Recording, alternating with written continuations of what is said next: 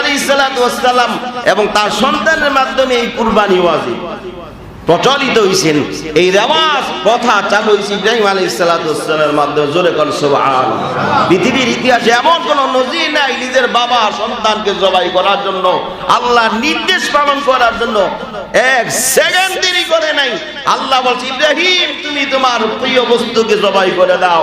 ইব্রাহিম আলাইহিস সালাতু ওয়াস সালাম নিজের সন্তানকে মিনার প্রান্তরে নিয়ে জবাই করার জন্য প্রস্তুতি নিয়ে গ্রহণ করলেন। আল্লাহ কবুল করে ঘোষণা দিলেন, ইব্রাহিম বাড়ি চলে যাও, তোমার কুরবানি আমি আল্লাহ পছন্দ করেছি। জোরে কোন সুবহানাল্লাহ। ছেলের পরিবর্তে জবাই হয়ে গেছে দুম্বা, জান্নাতে দুম্বা। আল্লাহ জানায় দিলেন সব মুসলমানদেরকে কিয়ামত পর্যন্ত এই দেওয়ার এই প্রথা জারি থাকবে। জোরে কোন সুবহানাল্লাহ।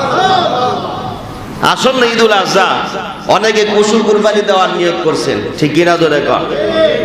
অনেকে আবার দেওয়ার সুযোগ নাই, গরিব মানুষ, টাকা পয়সা নাই, কিন্তু মনে বড় অনেক ব্যথা, আল্লাহ আমাকে বুঝি তৌফিক দেয় নাই, আজকে এই বছর দিতে পারবো না। এটাও আপনার জন্য পরীক্ষা, ঠিক কিনা? জোরে কর। আমিও ইনশাআল্লাহ গত দিয়েছিলাম, কিন্তু এই বছর সম্ভব হইতেছে না, কারণ পরিস্থিতি ভালো না। এটা আল্লাহ চায় না, এই জন্য সম্ভব না, ঠিক কিনা? জোরে কর। এটা আমার জন্য পরীক্ষা, আপনি দিতে পারেন নাই, এটা আপনার জন্য পরীক্ষা। আপনি সবচেয়ে জামিল ইখতিয়ার করতে হবে, আল্লাহ আমাকে দেয় নাই তৌফিক, আবার তৌফিক দিলে আমি কুরবানি দেব, ঠিক কিনা? জোরে কর। আর যাদের উপর কুরবানি ওয়াজিব হয়েছে, কুরবানি দেয় নাই, তাদের ব্যাপারে আল্লাহ সতর্কতা অবলম্বন করেছে, সাবধান, যদি কুরবানি ওয়াজিব হওয়ার পরে যদি কুরবানি না দাও, কিয়ামতের ময়দানে তুমি বিকলাঙ্গ হইয়া আল্লাহর দরবারে উঠবা। তোমার গলার মধ্যে তোমার সম্পদগুলা সাপ বানাইয়া বিষাক্ত সাপ বানিয়ে দেওয়া হবে, অথবা আরেক রাওয়ায়াতে লেখছে সম্পদগুলা তোমার জন্য গলার মধ্যে লোহার প্রচলিত বেরি বানাইয়া গলার মধ্যে ঝুলাই দেওয়া হবে। জোরে কোন নাউজুবিল্লাহ। এখন আসেন কুরবানি কেটে দিবেন, কেমনে কুরবানি ওয়াজিব হবে? রূপা আসেনি, রূপা স্বর্ণের করে তো রূপা ব্যবহার করেন, ঠিক কিনা? জোরে কোন। 42 ভরি রূপার দাম কত? 52.5 ভরি, সরি 52.5 ভরি রূপা বর্তমানে 3000 টাকার উপরে, ঠিক কিনা? জোরে কোন। আগে তো 1200 টাকা পড়েছিল, এখন প্রায় 3000 উপরেই ধরে, 3000ই ধরে, 3700 400। তা 3400 যদি হয়, তাহলে 52 ভরি রূপার দাম কত হতে পারে? 1,78,500 টাকা। অর্থাৎ যার বাৎসরিক আয় 1,72,500 টাকা হবে, তার উপরে কুরবানি ওয়াজিব। তার উপরে কি কুরবানি ওয়াজিব হয়ে যাবে। এবার চিন্তা করেন, যারা বাড়িওয়ালা আছেন, নাই কথা কনে নাই, অনেক লোকেরা চিন্তা করে যে আমার এত টাকা খরচ করে কুরবানি না দিয়ে এটা ব্যাংকে ভাড়ায় রাখলে এফডিআর করলে মাসে মাসে টিয়া পাবো। আছে না মন? যেরকম আছে না? যদি জিজ্ঞাসা যে কুরবানি কিনলে দেন না, অসুবিধার ভিত্তি আছে, টিয়া নাই, অথচ টাকা ব্যাংকে অভাব নাই, ঠিক কিনা? জোরে কর। আল্লাহর কসম, এই সম্পদ নিয়ে দুনিয়া থেকে যেতে পারবেন না, ঠিক কিনা? জোরে কর। কিছুদিন আগে এক নামটা ভুলে গেছি, 6,500 কোটি টাকা ব্যাংকে, বাংলাদেশের ব্যাংক পাবে, তার কাছে 6,500 কোটি টাকা মেরে দিয়েছে, দেশ থেকে পালায়ন করে দুনিয়া থেকে বিদায় হয়েছে। জোরে কর নাউজুবিল্লাহ। অথচ তার বাহিরে সম্পদের অভাব নাই, ব্যাংকে ঋণ খেলাপি করে এই সম্পদ, এই টাকা পয়সা আমাদের জনগণের, ঠিক কিনা? জোরে কর। কিন্তু সরকারের প্রভাব প্রতিপত্তি খাটাইয়া 6,500 কোটি টাকা নিয়ে দেশ থেকে পালিয়ে গেল। কিন্তু কাতারে থাকলেন, তার ওখানে বিরাট বড় বড় অ্যাপার্টমেন্ট আছে, বিরাট বড় বড় ব্যবসা আছে, হসপিটাল আছে, কিন্তু দুনিয়া থেকে যাওয়ার সময় একটা টাকাও নিয়ে যেতে পারে নাই। শিকদার গ্রুপ। তা আপনি চিন্তা করে দেখেন কি লাভ হবে এই সম্পদ দিয়ে? আল্লাহর গোলামি করতে পারলেন না, আল্লাহর হুকুম মানতে পারলেন না, আল্লাহর কাছে কি জবাব দেব? যাদের উপরে কুরবানি ওয়াজিব হয়ে গেল, আল্লাহর কসম দিয়া বলি, কুরবানি যদি না দেন, তাহলে আল্লাহর কাছে আপনার এই সম্পদ অভিশাপ হিসাবে আপনার কাছে অবতীর্ণ হবে। জোরে কর নাউজুবিল্লাহি মিন যালিক। ও মিয়া, আপনার জন্য বড় একটা গরু কুরবানি দিতে হইব না। কুরবানি ওয়াজিব যদি হয়, তাহলে আপনি একটা বকরিও দিতে পারেন, ঠিক কিনা? জোরে কর। অথবা গরু কুরবানির সময় 7 জনের নামে একটা অংশ আপনি অংশীদার হতে পারেন, একটা গরুতে 1 থেকে 7টা নাম দেওয়া যেতে পারে, কথা কোন ঠিক কিনা? এটা আমরা সবাই জানি। 5 জন হতে পারে, 3 জন হতে পারে, 2 জন হতে পারে, 4 জন হতে পারে, 5 জন হতে পারে, 6 জনে দিতে পারেন, 7 জন দিতে পারেন, কিন্তু 8 জন দেওয়া সম্ভব, এটা মনে রাখবেন। কুরবানি দেওয়া ওয়াজিব যাদের হইছে, এখন থেকে প্রস্তুতি গ্রহণ করেন যে আমি কুরবানি দেব, হয় এর মধ্যে হোক কিছু হোক আর না হোক, কুরবানি ইনশাআল্লাহ দিবই দিব। পারবো তো ইনশাআল্লাহ? জোরে কোন পারবো না ইনশাআল্লাহ? আল্লাহ আমাদের কবুল করুন, সবাই কোন আমিন। আর জোরে কোন আমিন। এই কুরবানি দিলে কে খুশি হবে? কুরবানি শব্দের অর্থ কি? ত্যাগ, ত্যাগ করা, উৎসর্গ করা, অর্থাৎ আল্লাহর জন্য উৎসর্গ করে দিলেন, আল্লাহর জন্য নিজের সব কিছু ত্যাগ করে দিলেন। যে আমার সম্পদ দিয়ে কি হবে, আল্লাহ আমাকে সম্পদ দিয়েছেন, এটা আমার জন্য পরীক্ষা, আমি আল্লাহর জন্য কুরবানি কতটুকু করেছি, আল্লাহ আমাকে দেখার জন্য সম্পদ দিয়েছে। জোরে কোন সুবহানাল্লাহ। তাইলে আমরা কুরবানি দিব ইনশাআল্লাহ। আল্লাহ আমাদের তৌফিক করুন, জোরে করে আমিন। আরো জোরে বলুন আমিন। প্রিয় দোস্ত আহবাব, এই কুরবানি দিতে গিয়া কিন্তু অনেকে নিয়তের খেলাফ করে বলেন, ঠিক বলি নাই? গরু কেনার সময় 4-5 জন এক লগে যায়, গিয়া আগেই লগে একটা কষাই লইয়া যায়, কষাই নিয়া বলে দেখ তো কয় মন গোস্ত হইব। আছে নি এইগুলা? আপনি কি গোস্ত খাওয়ার লিগে কুরবানি দিতেছেন? কথা কোন? শারুল্লার আড়ে যাবেন, গিয়া ওখানে গোস্ত কেনার জন্য যাইবেন, কষাই একটা লইয়া যায়, 7 জন যামু, 7 জন মিলে কুরবানি দিব, 2-3 লাখ টাকা খরচ করে 30 কেজি 40 কেজি করে না পাইলে কেমন হইব?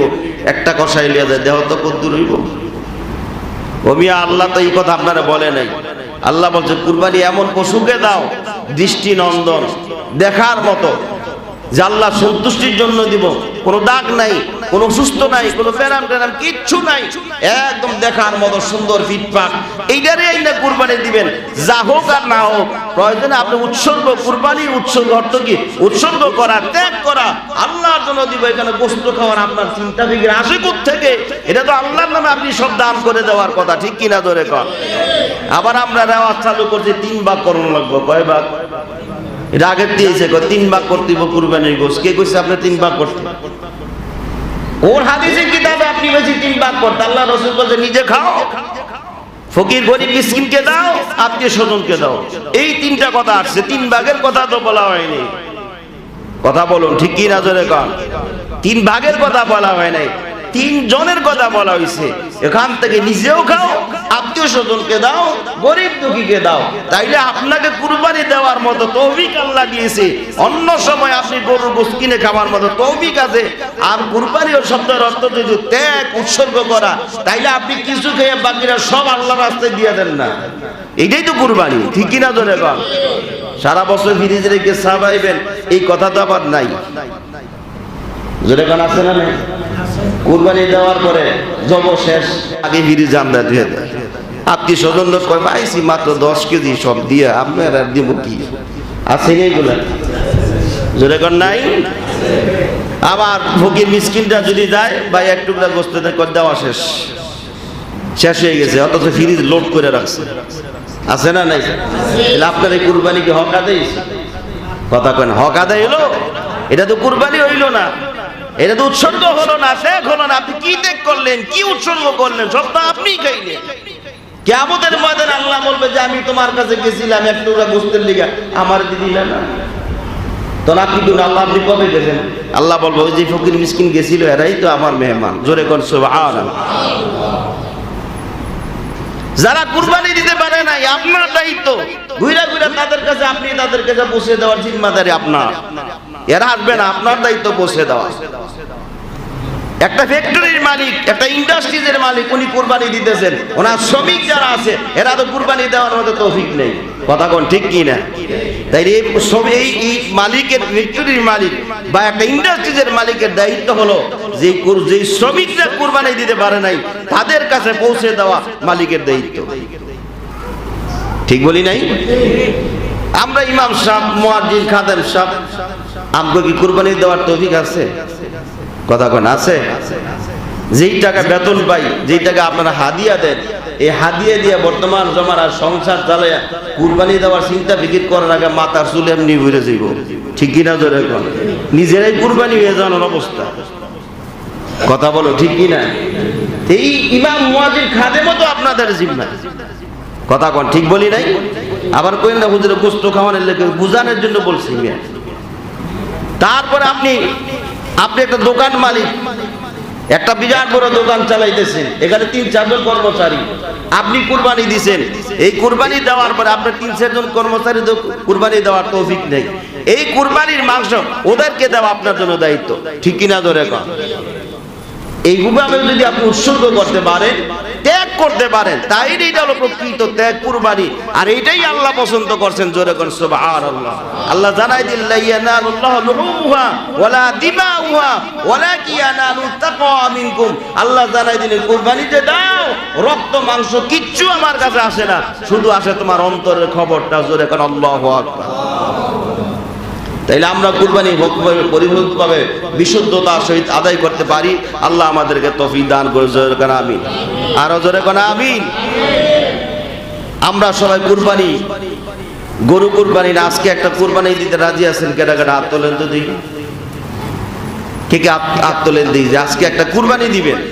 মানে এই গরু মরু না, ছাগল মাগল না, যে আল্লাহ সন্তুষ্টির জন্য কিছু একটা কুরবানি দিব। কে কে পারবা হাত তোলে তো দেখি। ডরে হাত তোল না, কোন বিপদে জানে হুজুরে ফালাই দেয়। আরে বিপদ না, বিপদ না, আল্লাহরে দেখান যে আল্লাহ যদি এই মুহূর্তে চায় যে আমার নামে তুমি কিছু কুরবানি দাও, কে কে দিতে রাজি আছেন হাত তোলেন দিই। নারে তাকবীর। আল্লাহ কবুল করুন, সবাই কোন আমিন। ভাইরা আমার, আপনারা জানেন মসজিদে